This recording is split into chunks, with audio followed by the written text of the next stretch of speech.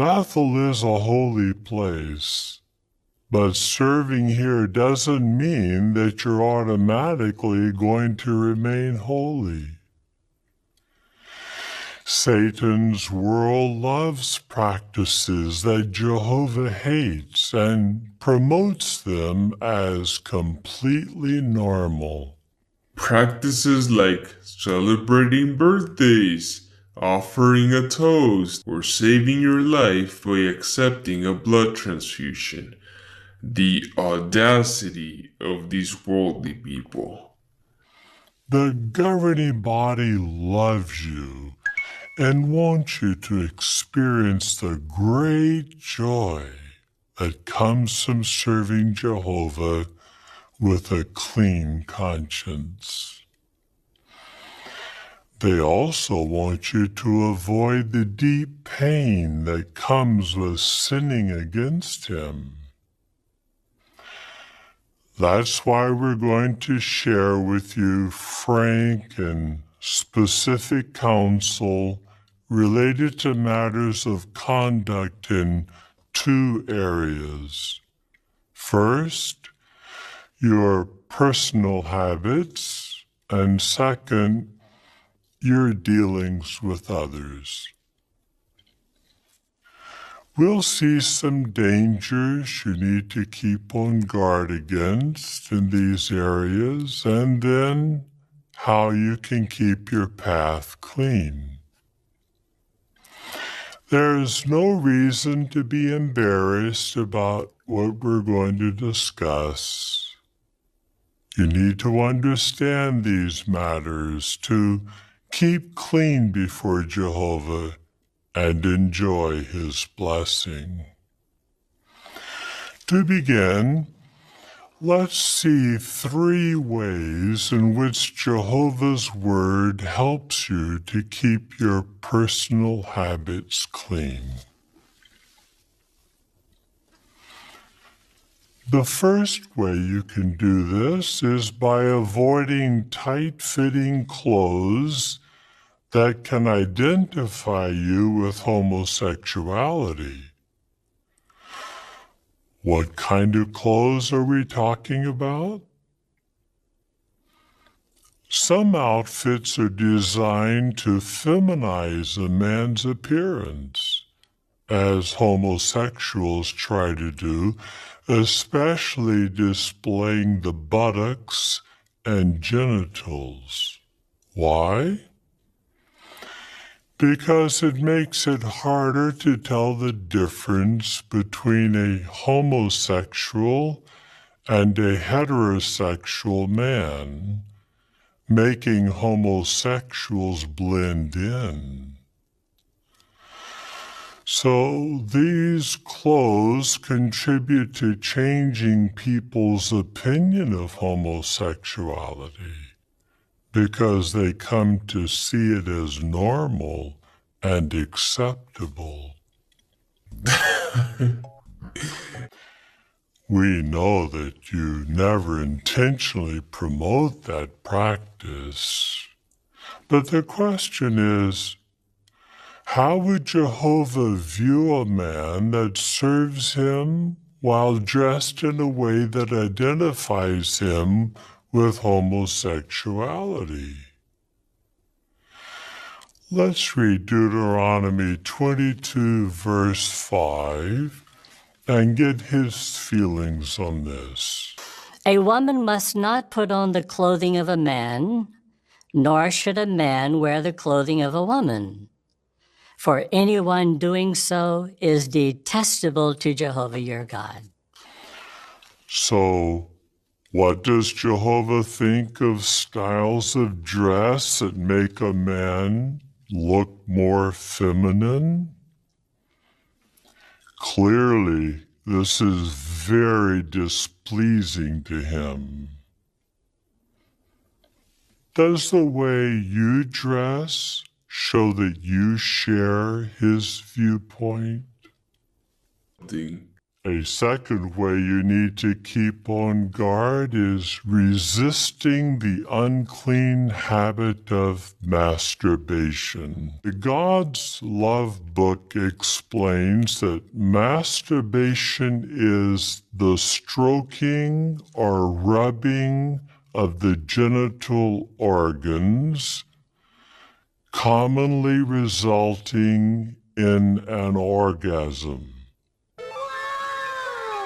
So, does a person have to use their hands to masturbate? For example, say a brother wears an undergarment that's so tight it rubs his penis as he moves around. He gets aroused and even ejaculates. Is he masturbating?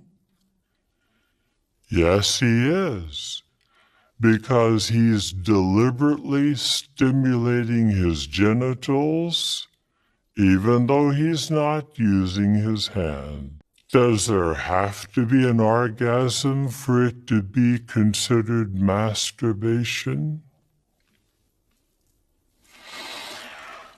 Suppose a brother starts rubbing his genitals against a pillow. He gets an erection, but stops before having an orgasm. Is he masturbating? Yes, again, because he's deliberately stimulating himself, whether he has an orgasm or not. How about having an emission of semen at night, maybe even after an erotic dream? Is that masturbation? No. Jehovah made that a part of a man's reproductive system, and it happens without any deliberate stimulation. But even so, when this happens to you, it would be good to examine whether you were dwelling on sexual thoughts before going to sleep. Could you have been sleeping in a position that stimulated you, such as with a blanket or pillow held tightly between your legs? If you're honest with yourself about these matters, it will help you to avoid falling into unclean practices. What effect does masturbation have on a person's sacred service? 2 Corinthians chapter 7 verse 1 explains what Jehovah expects of us. It says, "Therefore, since we have these promises, beloved ones, let us cleanse ourselves of every defilement of flesh and spirit, perfecting holiness in the fear of God." So Jehovah wants us to cleanse ourselves of anything that defiles our spirit. In other words, anything that contaminates our mental attitude. Masturbation contaminates a man with selfishness. It weakens his self-control. And it makes him believe that sex doesn't have to be related to love. It also fills a Christian with guilt. Trying to keep your service to Jehovah holy while under the influence of masturbation is like trying to climb a mountain with a large boulder that you're carrying. Until you free yourself of it, It can only hold you back. What have you done to cultivate a deep disgust for this practice so as to keep yourself clean? Our third point, don't let yourself become contaminated with pornography. Satan's world is in love with it in all its forms. But as you know, pornography in any form is not tolerated at Bethel. What can you do to guard yourself against becoming contaminated with pornography, even by accident? Take precautions to keep yourself as far away from its path as possible. Think of the following situation. While in the bathroom, a brother starts browsing through a list of recommended pictures and videos on a social media app on his phone. He comes across provocative pictures of men or women. Some may be topless and some may be nude. He doesn't tap on them, but he does keep looking and starts to masturbate. Now, did this brother truly stumble upon pornography by accident? Or could it be that he was browsing in a place where he actually hoped to find something sexually arousing? Either way, he needs to examine himself honestly, don't you think? Maybe it would be best for him not to use the internet while isolated from others. What precautions can you take to avoid such a situation?